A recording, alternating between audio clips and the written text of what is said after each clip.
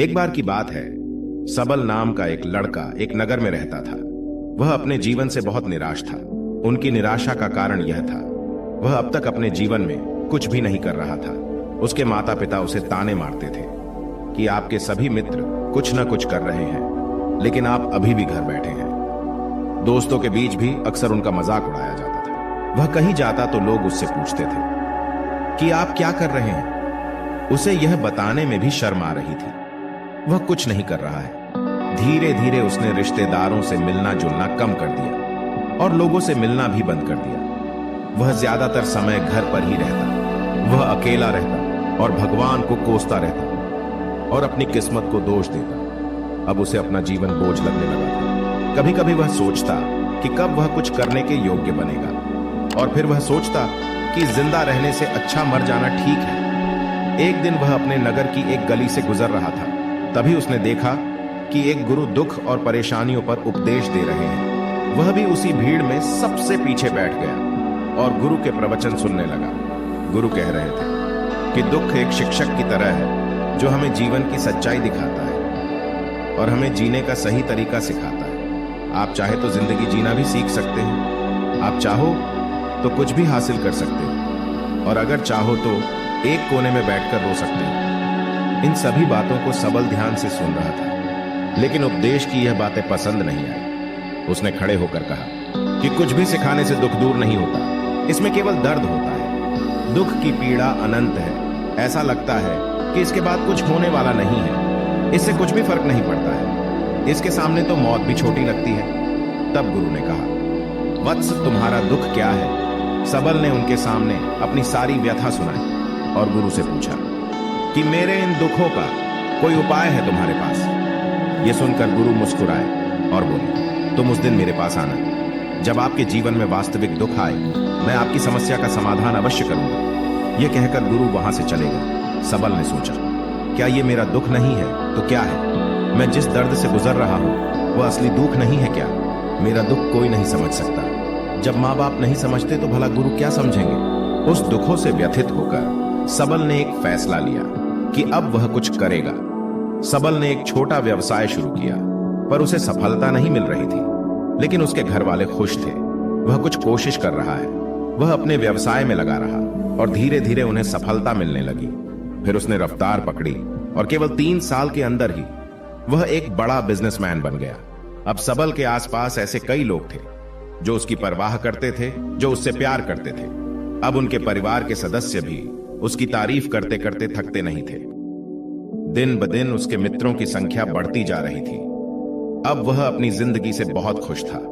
उनके कुछ दोस्तों ने उन्हें सलाह दी कि जब तुम एक बड़ा बिजनेसमैन बनकर बहुत खुश हो तो सोचिए आपको कितनी खुशी होगी अगर आप इस शहर और इस राज्य के सबसे बड़े बिजनेसमैन बन जाते तो कितने लोग आपसे जुड़ना चाहेंगे, आपकी कितनी बड़ी ख्याति होगी, और स्वयं राजा भी आपसे दोस्ती करना चाहेंगे और जरूरत पड़ने पर आपसे पैसे भी उधार लेंगे। दोस्तों की यह बात सबल के मन में बैठ गई। अब वह और पैसे कमाने की कोशिश करने लगा, लेकिन उसे यह सब बहुत ही जल्दी चाहिए था। वह समय बर्बाद नहीं करना चाहता था। वह अधिकांश समय इन चीजों को प्राप्त करने में लगाने लगा। इसलिए वह ऐसे काम करने लगा जो सही नहीं थे। उसने पैसे उधार लेना शुरू कर दिया। उसके दोस्तों से पैसे की मात्रा और अधिक मुनाफा कमाने के लालच में वह अपने माल में मिलावट करने लगा। उसने अन्य व्यापारियों के खिलाफ भी साजिश रची और उन्हें डराया धमकाया। जैसा उसके दोस्त कहते थे वैसा ही करता था। वह इन तरीकों से ज्यादा पैसा कमा रहा था, पर अब उसके जीवन में पहले जैसा चैन नहीं था। उनके मन की शांति गायब हो गई थी और वह रात को सो नहीं पाता था। वह विचारों में रहता था। वह सब कुछ पाकर भी उसे किसी चीज में सुख नहीं मिल रहा था। एक दिन सबल अपनी गाड़ी से कहीं जा रहा था। तभी रास्ते में उसे गुरु का आश्रम दिखाई दिया। वह रुका और गुरु के पास जाकर बोला, गुरु जी, आपने मुझे कहा था जब कभी जीवन में सच्चा दुख आए तो चले आना। अब मैं बहुत दुखी हूं। मेरी नींद हराम हो गई है। मुझे कहीं भी शांति नहीं मिल रही है। इस प्रकार सबल ने अपनी सारी समस्याएं गुरु को बताई। गुरु ने कहा, जब तुम पहली बार मुझसे मिलने आए थे तब भी तुम किसी दुख में थे। आपने उस दर्द से क्या सीखा? सबल ने कहा कि सिर्फ सोचने और चिंता करने से कुछ नहीं होता। अपनी दृष्टि को सच करने के लिए मेहनत भी जरूरी है, और सिर्फ मेहनत करने से कुछ नहीं होता। परिणाम भी मिलना चाहिए। जब आपको लगे कि आपका लक्ष्य हासिल नहीं होने वाला है, तब राह में चाहे कितनी भी मुश्किलें आ जाए, मन कितना भी निराश क्यों ना हो, अब कुछ नहीं होने वाला है, तब खुद आत्मविश्वास करें, मैं जो भी कर रहा हूं उसमें अवश्य सफल होऊंगा। लोग केवल सफल लोगों का सम्मान करते हैं, कोई कितना भी अच्छा क्यों ना हो, वह हमेशा लोगों की नजरों में बोझ बने रहते हैं। यह सब सुनकर गुरु मुस्कुराए और बोले, यह वास्तविक दुख नहीं है। अपने जीवन में वास्तविक दुख आए तब मेरे पास आना, मैं उसे ठीक कर दूंगा।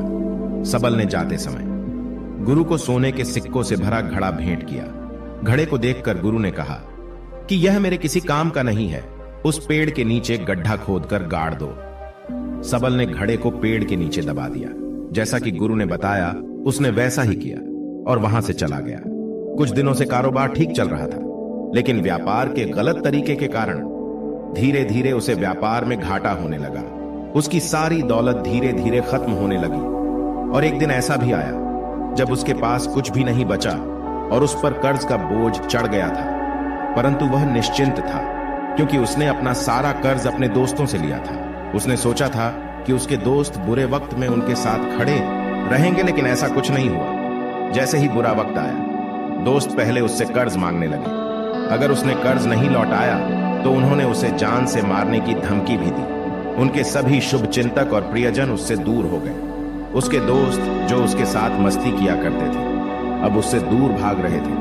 उसका परिवार उसकी गलतियां और कमियां गिनने लगा। उसकी सारी संपत्ति नीलाम हो गई और उसके पास कुछ भी न बचा।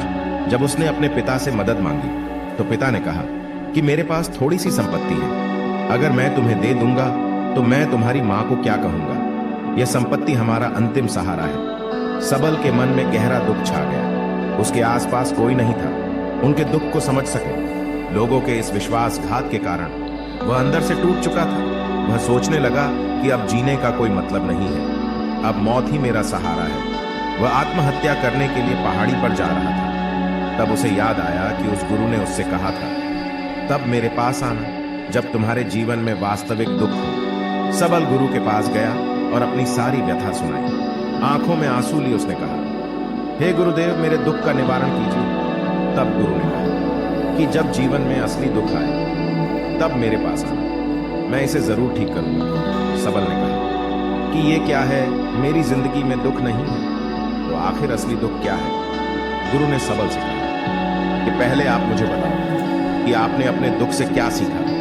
तब सबल ने कहा कि मैंने वह सीखा, जो लोग हमारे जीवन में आते हैं वह हमारी सफलता और प्रगति के कारण वो हमें धोखा जरूर देंगे, क्योंकि बुरे समय में वे हमारे साथ नहीं खड़े होंगे। वे अच्छे समय में ही हमारा फायदा उठाएंगे और बुरे समय में हमें छोड़ देंगे। उन लोगों पर ही भरोसा करें जो हमारे बुरे समय में हमारे साथ खड़े रहते हैं। लेकिन ऐसे लोग बहुत कम होते हैं, लेकिन जिनके पास है उन्हें उनकी सराहना करनी चाहिए, उनका अपमान नहीं करना चाहिए।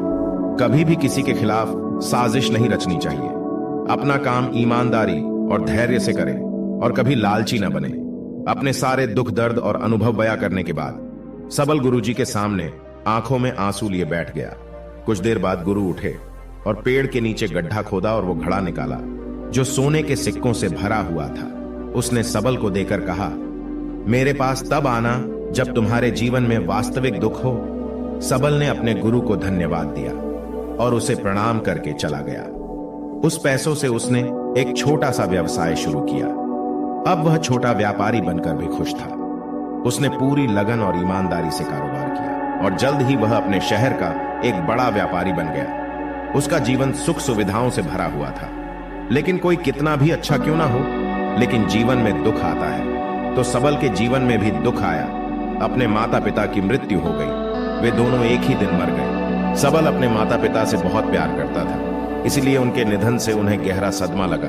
अंतिम संस्कार किया गया। उसने अपने माता पिता का शव जलते हुए देखा तो उसका मन बेचैन हो उठा। उसके मन में कई सवाल उठने लगे। वह घर वापस आ गया। उसने अपने माता पिता के घर और संपत्ति को देखा, जिसके लिए उनके पिता हमेशा लड़ते रहे। आज वो खाली पड़ा है। जिन्होंने इसकी देखभाल की, इसके लिए लड़ने वाले इस दुनिया से चले गए। उसके पिता ने जो कुछ कमाया वह सब यही रह गया। एक दिन पहले तक उसके पिता मारपीट करते थे किसी के साथ उसकी संपत्ति के लिए। आज वो खुद इस दुनिया से चले गए। उसका मन ऐसे अनेक विचारों में भटक रहा था। वह अंदर से अकेला और डरा हुआ महसूस कर रहा था। वह खाली महसूस कर रहा था। उसे लगा कि कुछ तो है, परंतु वह समझ नहीं सका। इसलिए वह गुरु के पास गया।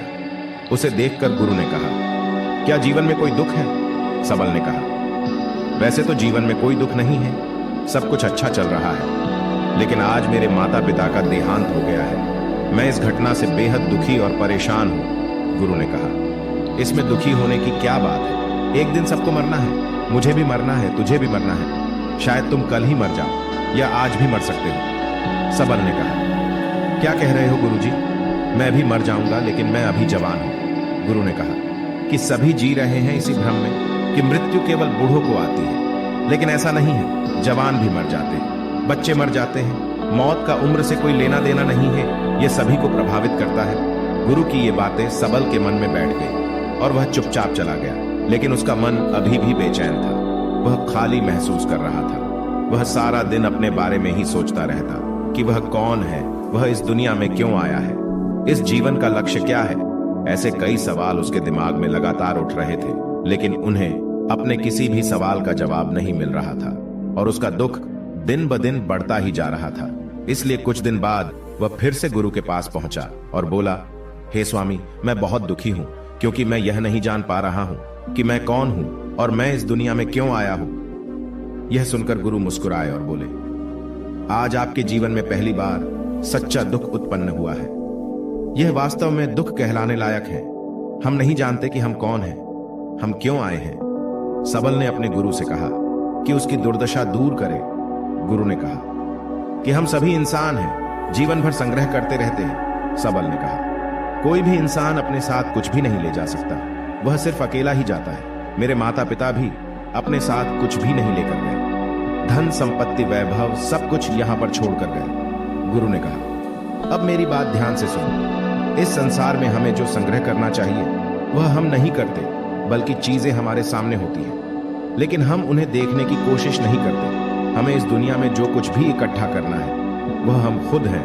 हमें खुद को जुटाना होगा, ताकि जब हम मरे तो हम एकजुट हो सके और खुद को पहचानने में सक्षम होने के लिए। हम अंदर बटे हुए हैं। हम प्यार, नफरत, गुस्सा, ईर्ष्या में बटे हुए हैं। क्रूरता, धन, स्थिति, प्रतिष्ठा, सम्मान, पहचान, धर्म, जाति, सैकड़ों हजारों ऐसी चीजों और इच्छाओं में हम विभाजित हैं और टुकड़ों में जीवन जी रहे हैं। इस विभाजन के कारण हमारी चेतना कभी एक नहीं हो सकती। हमारी चेतना व शक्ति बिखरी हुई है, इसलिए हमारे पास इतना समय नहीं है, इतनी ऊर्जा नहीं कि हम मुड़ सकते हैं और अपने भीतर देख सकते हैं। वास्तव में धन, सम्मान और सुविधाओं के अभाव को लोग दुख समझते हैं और जीवन भर के लिए इसे दुख कहकर रोते रहते हैं और समाधान खोजने का प्रयास करते रहते हैं। उन्हें अपना समाधान कभी नहीं मिलेगा, क्योंकि जिसे लोग दुख कहते हैं वह वास्तविक दुख नहीं है।